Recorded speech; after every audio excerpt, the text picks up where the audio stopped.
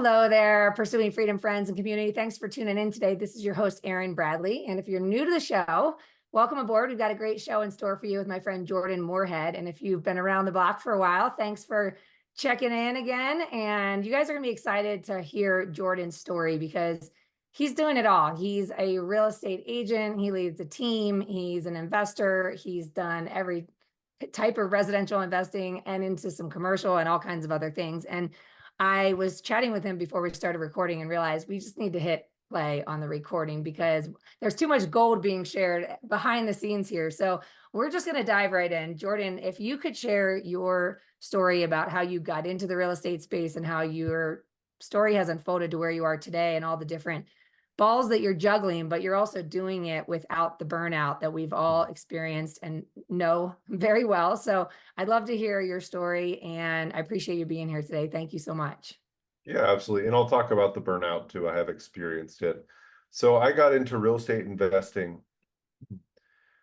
I was living in Minneapolis, Minnesota. I lived in Minneapolis for about 10 years. So I was living in Minneapolis. I was running a small business, a personal training business. I had a few trainers working for me. I had an admin.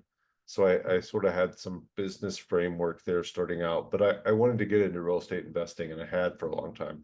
Started house hacking. All the money I had was about $6,000. And I was able to liquidate part of an IRA to buy my first duplex house hack for $182,000 in 2016. Bought that. 6 months later, ended up buying my first sixplex. I was just all in on the real estate investing thing at this time. And I was growing my business at the same time that I had significantly reduced my expenses. I was actually making money to live in this duplex. So I was making $500 a month. I significantly grew my income over that same period of time. And I just slashed all my other expenses, saved up 50 grand, bought my first sixplex in Louisville, Kentucky, where my father was a realtor at the time, and still is. And about 6 months after that, I ended up getting a real estate license. I didn't get it with the misconception it was going to help me be a better investor. I purely got it because I had struggled to find somebody that was great to work with me as an investor or as a house hacker. I felt like they were either part-time and didn't know what they were doing as an agent necessarily, or they were a full-time agent and they just wanted commission. So I had some issues with the agents I had dealt with. The agent that helped me buy my duplex was great. He was part-time though, and just said, hey, I can do this better. I had a relatively flexible schedule because I owned my own business. In my first year as an agent, I ended up rookie of the year. I did 24 transactions my first year as an agent. And I still own this. I still own this other business too. So I was bringing in some decent income from this other business. I was working in it maybe man, at that time, like 10 hours a week. And I was able to really devote all the time I needed to be a successful agent. At the same time, I was getting paid to live in the house that I lived in. So I just ended up doing really well my first year.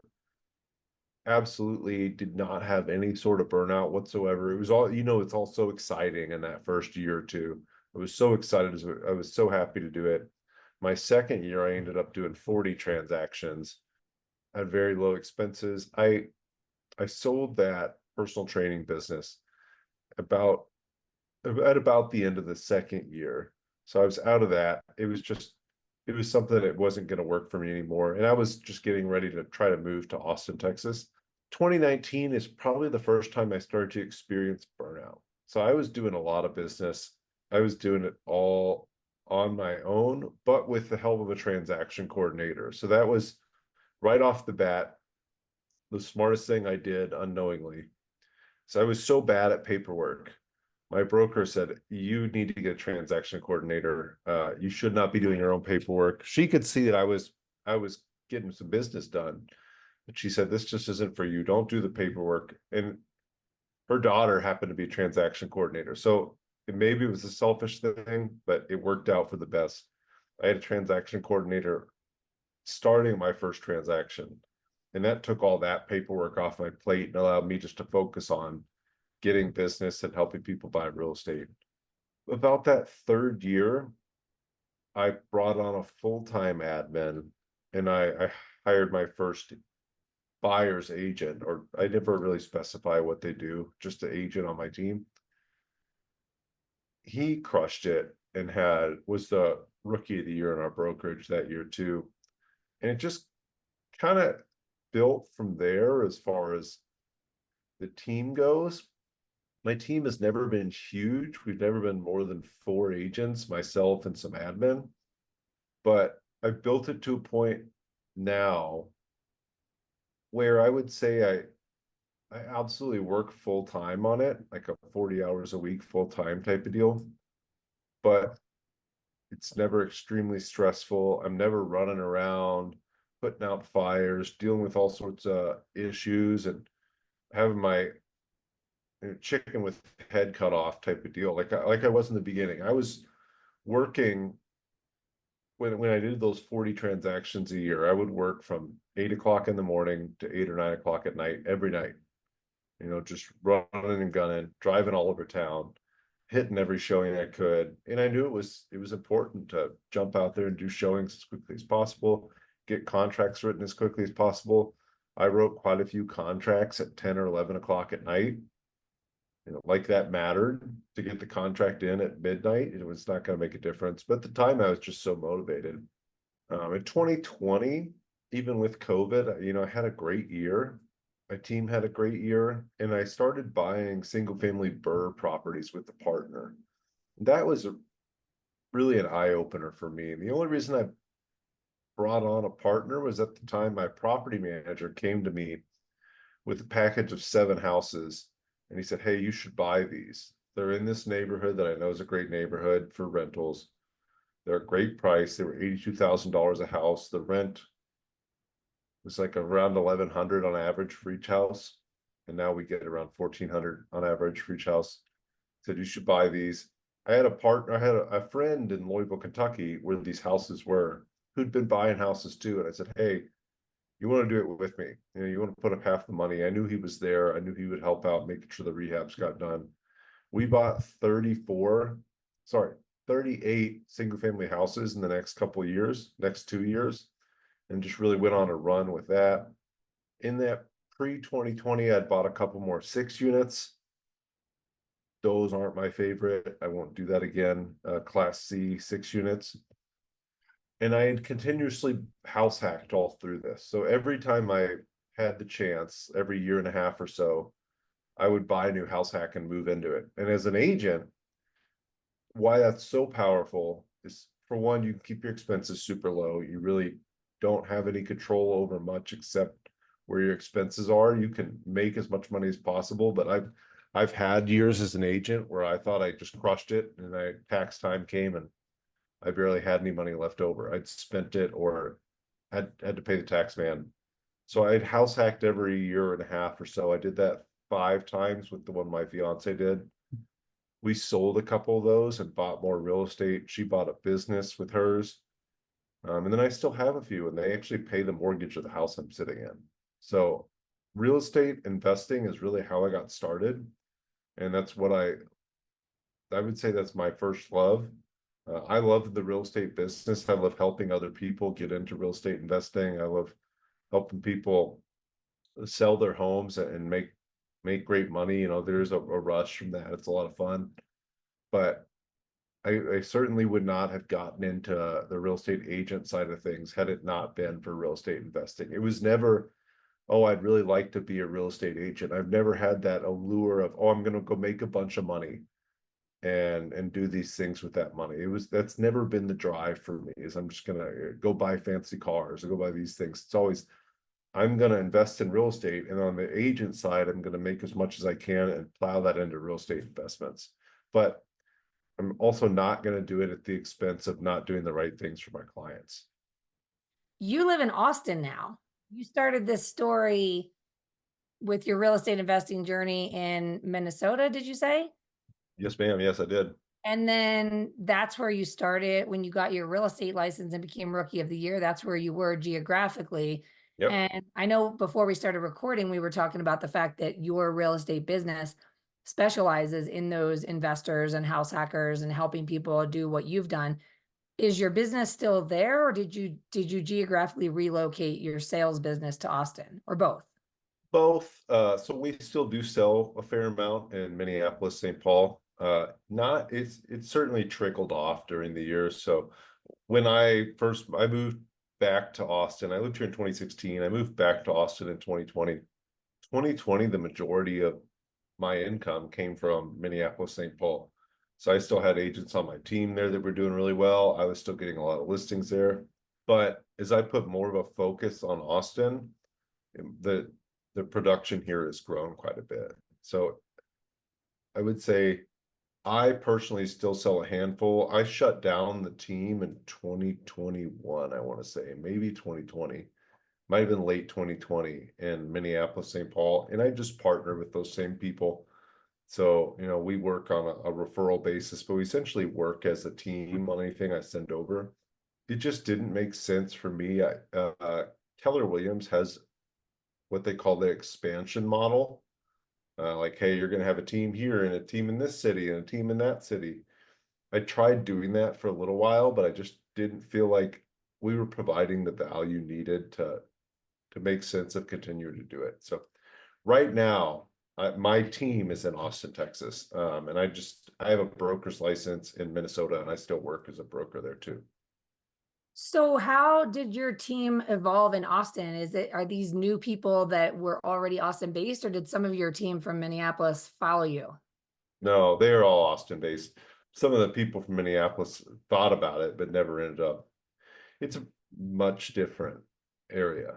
I mean, it's just a completely different geography, completely different weather. A lot of the people from Austin are not from here.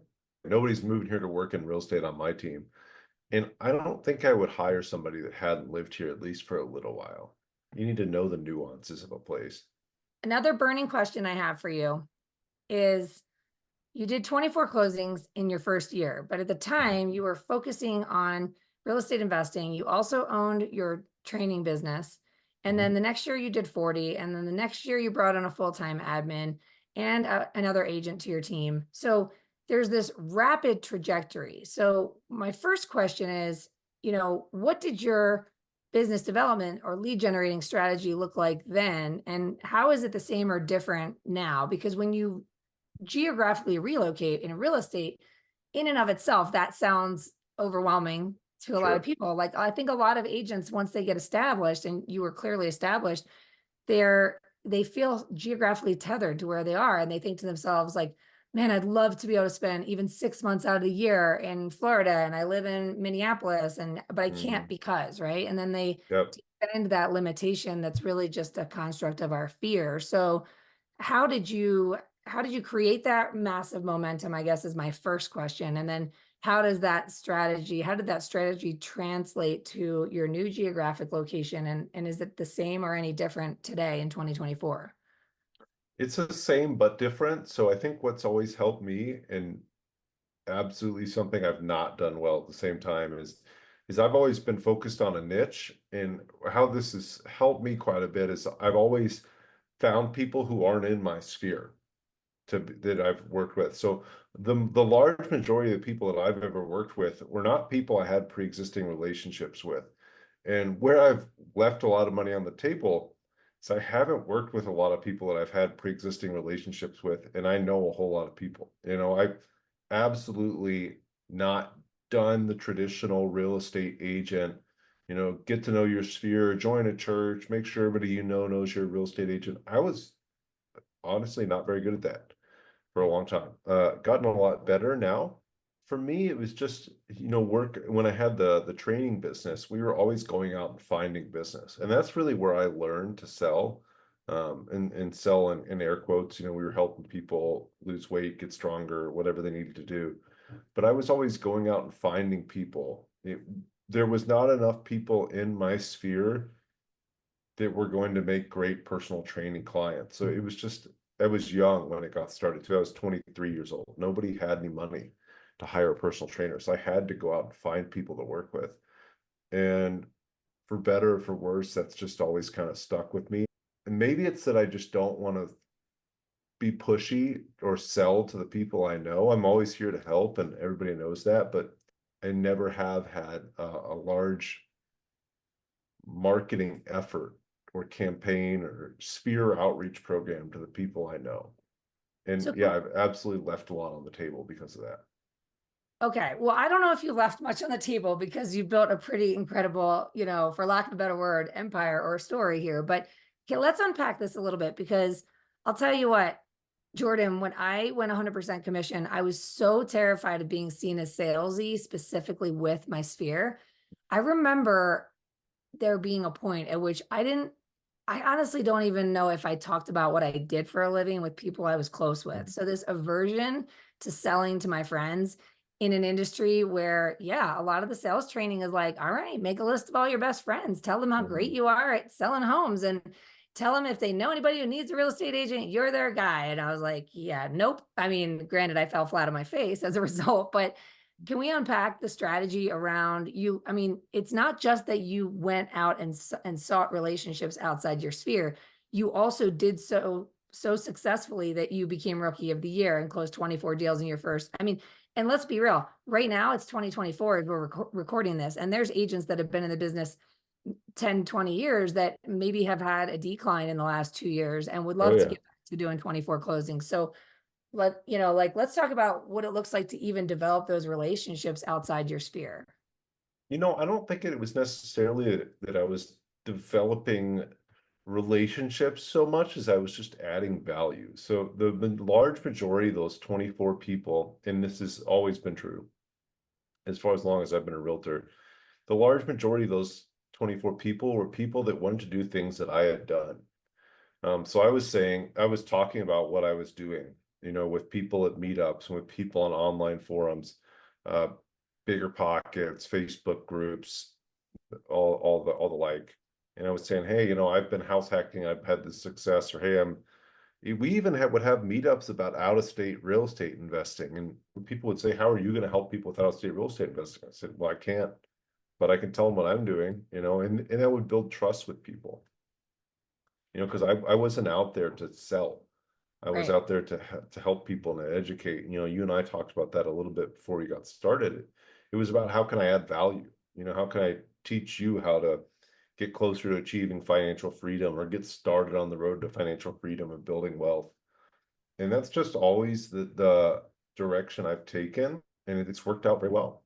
We talk a lot about in conversations I have with colleagues or coaching clients or whatever, this idea of sort of unpacking the life you've lived and the things that interest you and your hobbies, your life experiences, your career path, your geographic location that you're passionate about, your philanthropy, whatever, like whoever you are at your core is already enough to Hmm. create value for others that are either navigating something like that or serving the same target market that is navigating something like that, and how you can develop a plan of communication that's really just about chasing contribution. And if you do that, the dollars follow the contribution. So I love that aspect of coming from a place of education, because the reason I wanted to dig into this is because a lot of people struggle with that. A lot of people really they're given the playbook. There's no shortage of what to do in this business to do this to get that, the Hmm. go getter versus the go giver. And it's like,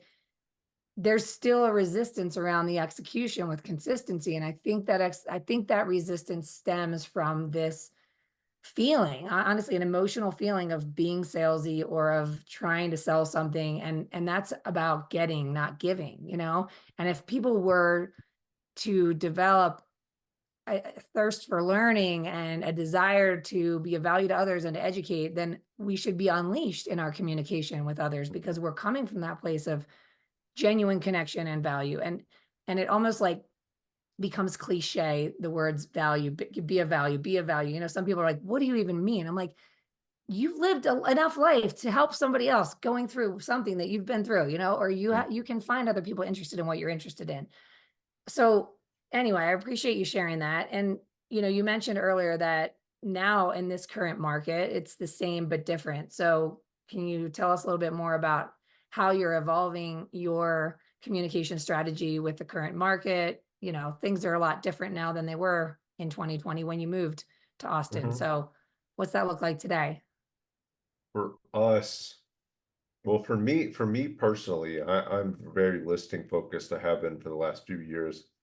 You know, it's finding the people that I say need to sell, and they're opportunistic sellers.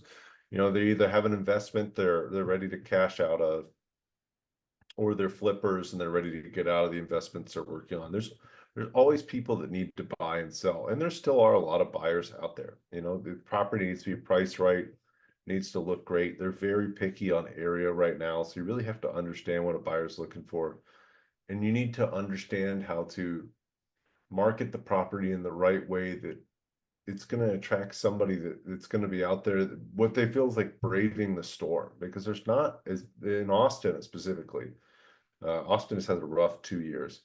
There's not as many people out there where you can just put a shoddy listing out there and sell it no problem.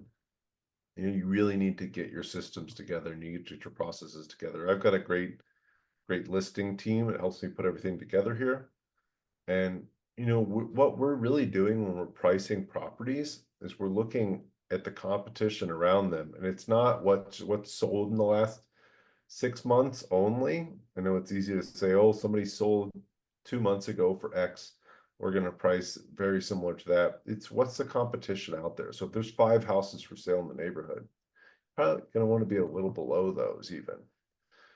As far as finding buyers, because that seems to be the hard thing to do right now, we're just sticking to our niche. It's never a bad time to house hack. This has really served me my entire career. It's never a bad time to house hack, because if you could live for less than what your rent would be and build equity and save money on taxes and all the great things about house hacking, get passive income when you move out, it's a good time to do it. And you can still do it today. You have to teach people about rate buy downs. You have to teach people about how to find the right deal. You know, it's always hard to find a good real estate investment, just for different reasons. Right now, it's hard because sellers' expectations are still up here and the market's down here. And that's the part we're running into the most with real estate investing, but also for buyers too. You know, they want top dollar with interest rates at 6.25 today or something like that. You know, they need to be down here for the number story. So people making a lot of offers, as they always have, for just a different reason this time to get it. And it's just keeping the buyers motivated and not burnt out when they're not winning. You know, so I've always told people, I've always set expectations up front. Hey, it's going to be 3 to 7 offers or 3 to 10 offers, depends on where the market is. And it's going to take you 3 to 6 months to get the right property. And you have to remind buyers of that all the time. So I'm telling our agents all the time, hey, remember to remind them that they're 1 month in, they've put one offer in. It's not ready, it's not time to give up. I've never seen somebody that's kept going not be successful, but you have to be okay with that failure. And it's teaching buyers that it's challenging, and it's just challenging for different reasons now.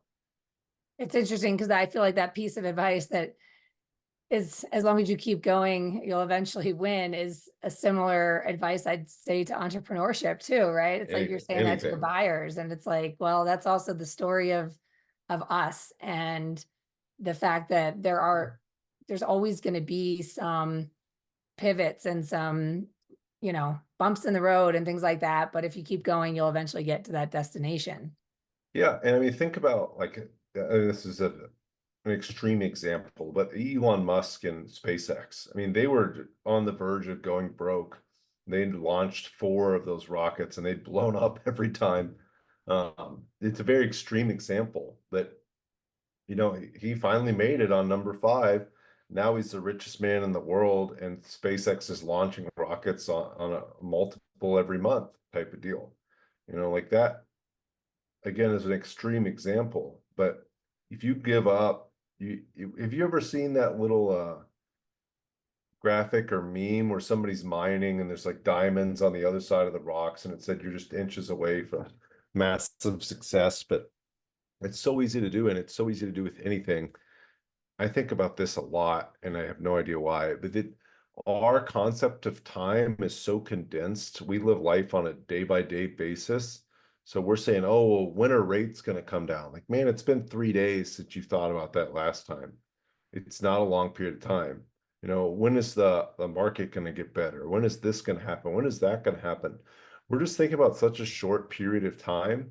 And I think if we could be more patient and look at things more objectively, and again, speaking to myself when I'm saying this more than anybody, but you just see that we look at things in such a short period of time and measure success in that short period of time, and we forget to look at things with a much broader horizon and think, wow, we look at how much time we have to get this done and how much could I accomplish in 5 years or 10 years versus what are you going to accomplish in a week or a month. It's so Yeah. easy to feel like you're not making progress today or last week or the next week. That's not the reasonable period of time to measure that in. No, I love that.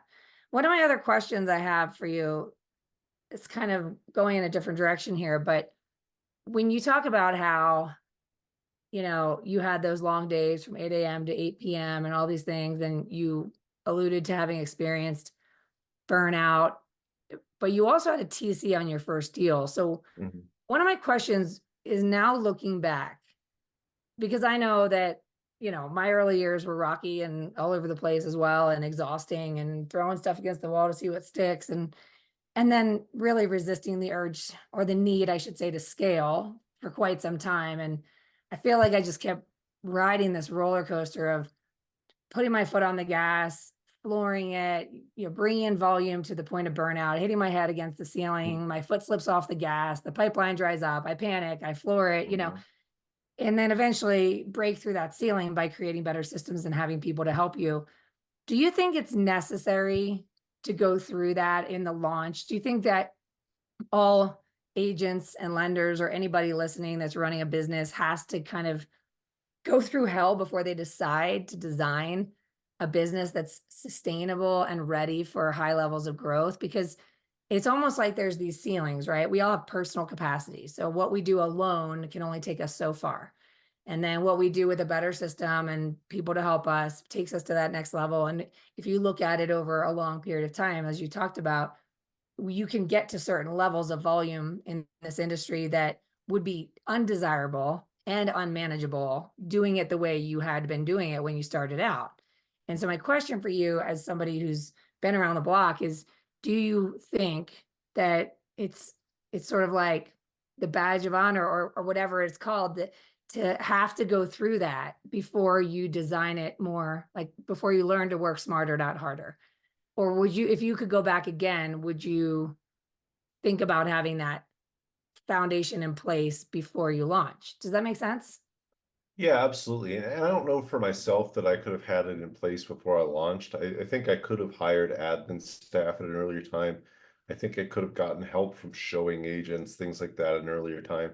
We're so lucky today that there's so many ways to outsource business that takes a lot of time and effort, like transaction coordinators, VAs, what the cyber backer, that kind of stuff. You have no excuses for not having this stuff almost immediately. It's not a lot of money to hire these people. Showami, I don't know if you know about Showami. Showami is a showing service. It's just an app. You put a request out for a showing and somebody will pick it up. You might have to pay them 30 to 50 bucks, but say the showing is all the way across town and it's at 5 p.m. and you've got showings to do on your part of town at 6 p.m. and you're saying, man, if I have to drive there, I'm going to be hurrying back and it's going to be so stressful, and just pay somebody 30 bucks to do it and you've got it covered. Obviously, you need to explain that to the client, all that kind of stuff before it happens. But no, I don't think you need to wait to build out the infrastructure. You need to understand the business and you need to understand what needs to be done before you can outsource it to other people to a point. But at the same time, you can get to the point too where you've outsourced so much that you don't have anything to do, and that constant input isn't pushing you to make progress.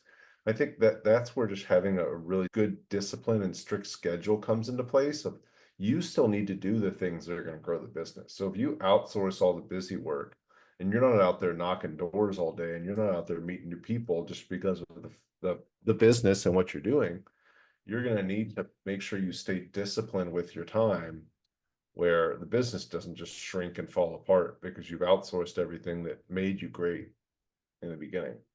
my last question I have for you is, how do you find and keep talent in your business? This is a huge fear of a lot of people, is that Mhm. if they've been going it alone for a long time, the thought of enlisting the help of somebody else, but the fear of them not doing it as good as I think I do it, or them dropping the ball, or what it's going to cost me, or what if the business goes down and I can't afford it. I mean, there's a lot of fear, a lot of stories around why they just don't do it, right? They just keep sucking it Mhm. up and surviving and doing way too many things that aren't moving the needle towards that next level of growth. So Yeah. how did you overcome maybe even your own insecurity there? And then you went and did it again in a brand new market. So what does Mhm. it look like for you to attract talent and then keep them and support them, even in potentially a scary market for some people listening? No, that's a great question. I mean, it's a huge fear. It's a huge fear I had. I see so many people struggle with this same thing. And again, I struggled with it too.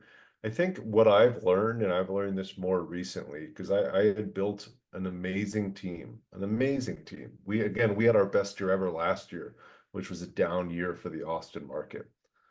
And then I had some team members leave earlier this year and I had to fire some people, and it felt like my business was kind of crumbling around me. And what I learned at that point in time was people are gonna leave. And I knew this, but people are gonna leave. And you need to do what you can to take care of people and make sure they have everything they need to be extremely successful. Obviously, you got to keep them fed. Obviously, you need to be fair. So I've reorganized my team. I've continued to recruit great people. And you just got to take a chance at some point in time. You need a good hiring process. KW has a great program called career visioning that they teach. It teaches you a lot about how to hire. But it doesn't matter if you get it from KW or wherever you get it from. You need some sort of hiring process. It's not just find your friend and they're going to work on your team. I'm sure that can work great for some people. But that's not been my way of doing things. I've hired people that seem great on paper, and sometimes they've proved themselves, sometimes they've not, sometimes they've left, sometimes they've stayed. But I've just realized that I always need to be recruiting. And I've talked to we're in GoBundance together.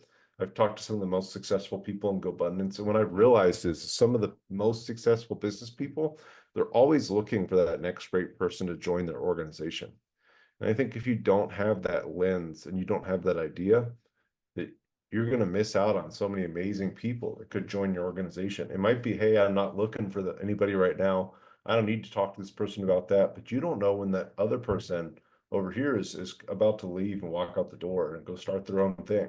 I think it's just understanding that people are going to leave. People are not going to do it as well as you did. But if they did 80% as well as you did, and that freed you up to go chase some bigger, higher purpose, whether it's finding more clients, it's going to bring more business into the team, or making sure that you're getting that investment property wrapped up rather than working on that contract that the client needed. Many of our processes in our team, there's two people that are working on it. So there's one person that's doing something.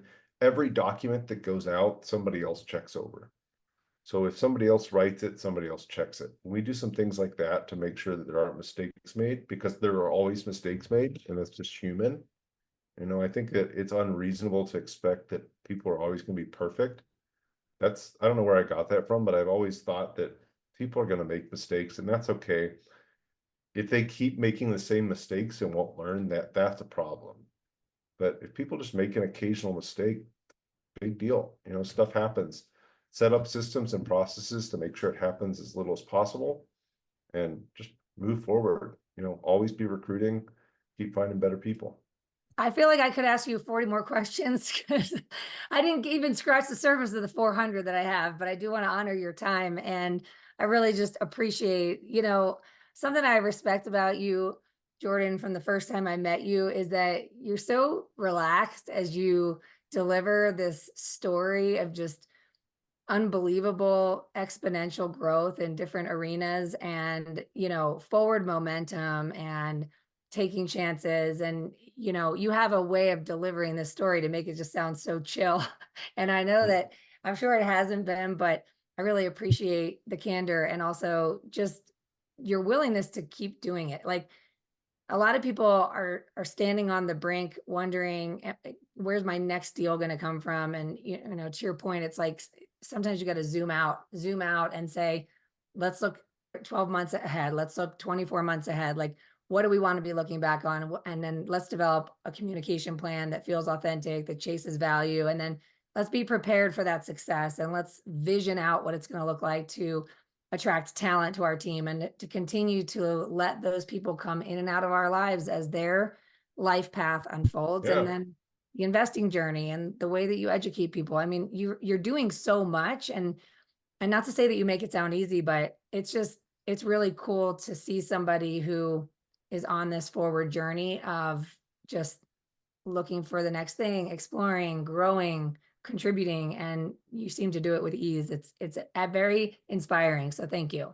well, thank you so much. It's absolutely not easy, and I've grown to a point at my life, and I'm 36 years old, so it's not the age thing, but I've grown the business to a point of where my involvement on a day-to-day basis is easy. Yeah, there's problems that pop up, but it's just not putting out fires all day, every day. And that's really helpful. And I get to do things I enjoy and work with people I enjoy. And it's easy to keep doing that. That's for sure. Well, it's just a testament to the fact that it's possible, and that those who might be on the fence, in self-doubt, in overwhelm, in fear, whatever, that it's worth it. It's worth it to take the chances, to invest in yourself, to invest in your business, and to keep going, because it is possible to design a business that actually fuels your life and that doesn't become that albatross. So yeah, I just love your story. I appreciate you taking the time to be with us today. Thank you so much, Jordan. All right. Thank you, Aaron. I really appreciate it. And to all my friends out there, as always, thank you for tuning in. If you are enjoying the conversations you're hearing on the Pursuing Freedom podcast, make sure to reach out to me at Pursuing Freedom Official on Instagram and let us know what some of your ahas were, your takeaways. And before we sign off here, Jordan, how can people find you, follow you? What are the best ways to reach you? I would say the best way to reach me is probably Instagram. So if you at Jordan_Moorhead, and Moorhead is Moorhead. And if you just Google Jordan Moorhead, I think you'll find everything you ever need. Awesome. And if you guys are loving this content, make sure you leave that 5-star review, because it helps us continue to attract amazing guests like Jordan and help this content get found to help more people like you build a life you don't need a vacation from. I love you. I appreciate you. We'll see you next time.